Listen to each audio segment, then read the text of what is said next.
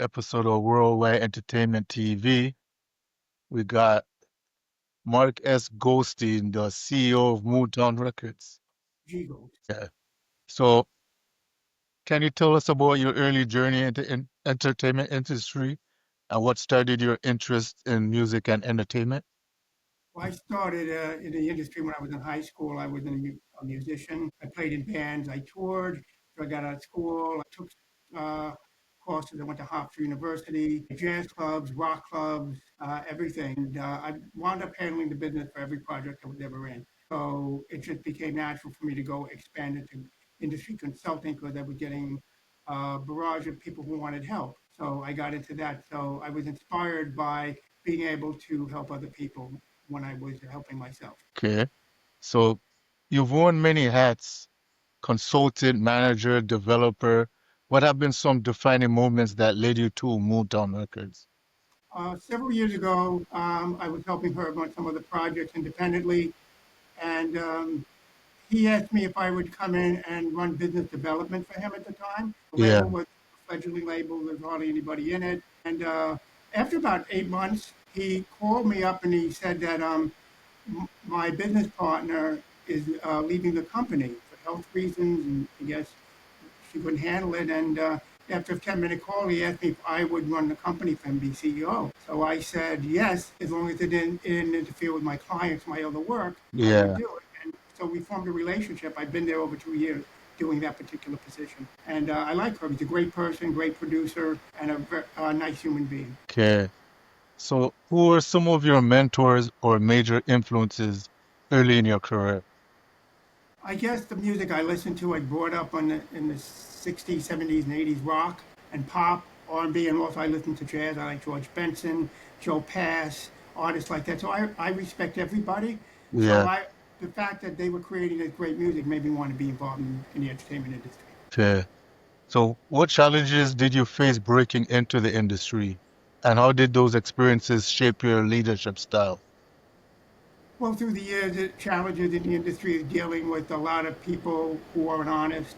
Most of that I was able to handle. Trying to launch artists' careers, strategizing with them, and getting them to understand where they're at and what they need to do was difficult because a lot of artists are told by their friends and family they're really great, and it doesn't equate to that in the industry. You know, you're judged by what you can create that they like, and also nowadays it's how much social media attention are you getting, or how many streams you're getting on Spotify, Pandora, that equates to income for the labels. Yeah. So, as CEO of Moontown Records, what is your core mission for the company? To be known as a superior entertainment company that addresses all issues and helps its artists, not just tries to make money with them. And also the company doing humanitarian efforts. We have a couple of programs which we could discuss that we are pursuing because we are trying to show people that we're not just about making money. Yeah. So, how is Moontown Records different from traditional record labels? What makes its approach to artist development unique? I would say the fact that we're championing artist rights. With the creators' rights movement, we're looking to challenge the copyright law. It was written in 1790 and it's antiquated. There's several things in there that need to be changed. So it helps major artists, especially if they're writers or creators, film producers, poets, book writers, everybody with copyright. The idea is to be able to maintain and control the copyright and pass it down generationally. So, can you share a moment or project at Moontown that you're particularly proud of? That the creative rights movement, which I Yeah. started on my own about a year and a half ago, started putting it together based on just searching the internet. I found that in the UK, one of the Beatles songs was already in public domain because the copyright law didn't cover it long enough. So I'm saying, and I read what that meant, and it didn't make any sense that you would take something that has material value like that, put it in public domain, means that when there's no more copyright protection, anybody could use it freely and not have to pay anything. And that didn't make sense, especially when you could pass down real estate, money, stocks, bonds, physical assets. Why don't they consider these physical assets. We're Yes. using to create physical assets, we're creating CDs, vinyl, downloads. I mean, these are things that generate income. Why take that away? Because the law Okay. didn't cover it in 1790. They had no idea in 250 years what we're going to be doing. And they couldn't imagine how this would happen. And now I'm sure if they had known this, the copyright law would have been different. Yeah, that makes a lot of sense. It makes a lot of sense. So, what role do you play in shaping artists' careers and making executive decisions at Moontown? Well, I try to deal with everybody fairly. I'm open to everybody. Tell them on every meeting, if anybody has a problem within the company or outside where I could help you, please contact me. So what I'm doing is leaving myself open to be able to help these people so they form more of a camaraderie to work together, and especially with me. So, how do you balance commercial goals with staying true to the artistry and vision of the creators that you work with? Well, the first thing to do would be operating with integrity, honesty, and perseverance. So I feel that if we do things the right way, the right people will recognize it and want to work with it. We'll build our relationships and be able to go forward as a force, doing what needs to be done correctly. Okay. So you've been active, you've been an advocate for creators' rights. Why is Yes. that movement so important right now?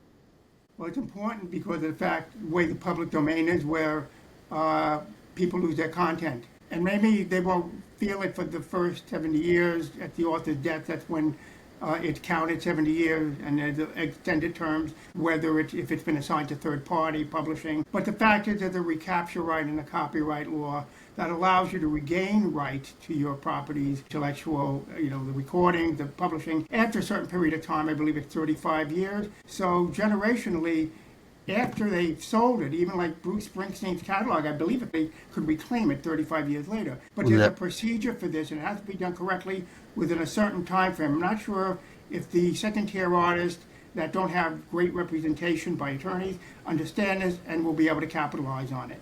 And if so, even if they did, the idea is they're still going to have it for limited time. It doesn't make sense to develop something, especially if you form a business around your ancestors' credibility from the products yeah, they've created. It's passed down. They want to keep the legacy going of their music, licensing, and they don't want to be forgotten. So their ancestors generationally inherit this, and then what they do with it is under guidance they can continue to perpetuate income. So it doesn't make sense to take that away from them. It's like saying after 50 years Burger King is going to be given to the general public, or 75 years, whatever. yeah. Copyright, the product. It doesn't make sense to give things away. That's not what the company's based on. We're not socialistic here. We're supposed to be capitalistic. What are some of the biggest misconceptions about intellectual property? Misconception. I don't think people realize how important it is to get a copyright. There's companies out there saying copyright your music with us, it's protected, you go to court. Federal law, as far as I know, if you want to challenge copyright infringement, it has to be registered with the federal government. Otherwise, it's copyrightable from the day you create it, but you Yeah, have to have it registered with the government to go to court and claim against an infringement. So okay. people don't understand that. A lot of I get artists, oh, I copyrighted, I mailed it to myself. Yes, my Or, dad, my dad was a musician, and I yeah, I mean, remember when I was you small, mail him. it to yourself. And what's to prevent the courts to say that you didn't open this and reseal it and put something in that envelope? Yeah, So, and also it's still not protected in court. You still have to copyright it. It's easier to copyright it before you have an infringement than to go back and copyright it, after the fact, and maybe somebody else already copyrighted it knowing that you didn't by doing a search. So these are things that are very important to. And I think the copyright law is valid in the fact that it does protect you, but the fact that it allows the property to be taken from you is not a valid position at this point in time. yeah. So how is Moontown actively supporting artists when it comes to rights, royalties, and ownership? Royalties? Well, Yeah, when it we comes have to created, rights, royalties, and ownership. well, if we create the product and we record it, a label traditionally own the product. Royalties, we split fairly 50-50 right now on product Yeah. that we create. So, and that's after any expenses, which we would deduct off the top, not out of the artist share. If you look at a traditional record label deal, the way they were, the artist gets a percentage, like somewhere between 15 and 18 points for an album, which is 15, 18%. After the label recoups, they recoup on the artist percentage, not on theirs. They get their half, or Yeah, 80%. And the reason being, they used to give huge advances out, over a million sometimes, depending on the artist, and they recoup to get that money back off the artist percentage before they split. So yeah. that's the different scenario. Now, even these days, some of the independent labels are recouping off the artist side also. But then again, with the way the internet is now, artists are distributing their own music. But the problem is, I think there's more artists distributing music than there are people to listen to it and buy it now because everybody's doing it. Yeah, yeah. So what advice would you give to emerging artists who want to protect their creative rights but feel overwhelmed by all the legalities? Well, I would say, as I mentioned before, they should copyright their material, have it copyrighted with the Library of Congress, Washington, D.C. Also have an attorney. Uh, if they're getting a record deal, always be represented by attorney and management. If they're an independent artist and they can't afford attorneys, they could seek out legal assistance. I would say to go to the colleges where they have junior attorneys, JD studying, and that when they graduate, they'll be attorneys. They might want to take on something or give advice just to get experience working with artists. So what do you have planned next for Moontown Records? Are there any upcoming projects or collaborations you're excited about? Well, right now we're working on the creators' rights movement that I created. They're behind that, supporting it. They also have another tour that's under, I guess, development for notable authors. The purpose of this is a literacy tour and actually help to educate people that a lot of the minorities are not getting proper education to be able to read and understand correctly. So that equates to when they grow up, what kind of job are they going to get? And if they want to even be recording artists, they have to be literally competent to be able to write their own lyrics. So the idea is to have them understand they're not going to school to learn to read as a punishment, it's to better themselves. Where do you see the music industry heading in the next 5 to 10 years, especially regarding artist independence and control? Well, what I'm seeing now is a change in the way music is being created by the use of AI, artificial intelligence. Yeah, It's good yeah, and bad. It's good to the point that it may give you ideas. So if you need help with lyrics and you're looking for a rhyme or something, that's one way to find it quickly. But it's not proper to actually go in, take copyrighted material, use that as a base and write a song and copyright it as your own. That's where I have a problem. And the fact also that the government is allowing the corporations that create AI to utilize copyright material to be able to develop their programs for it. So I feel there's other ways around that where they could get their work done without infringing at the same time.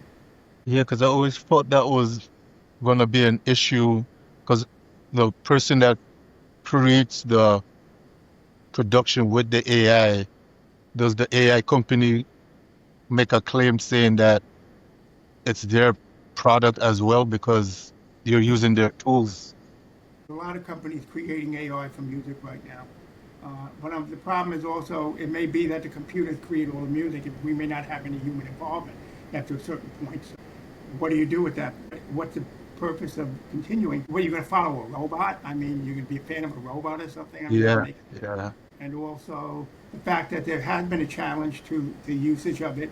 I believe several major celebrities wrote a letter to President Trump about 5, 6 weeks ago. I believe yeah. Paul McCartney was involved with that.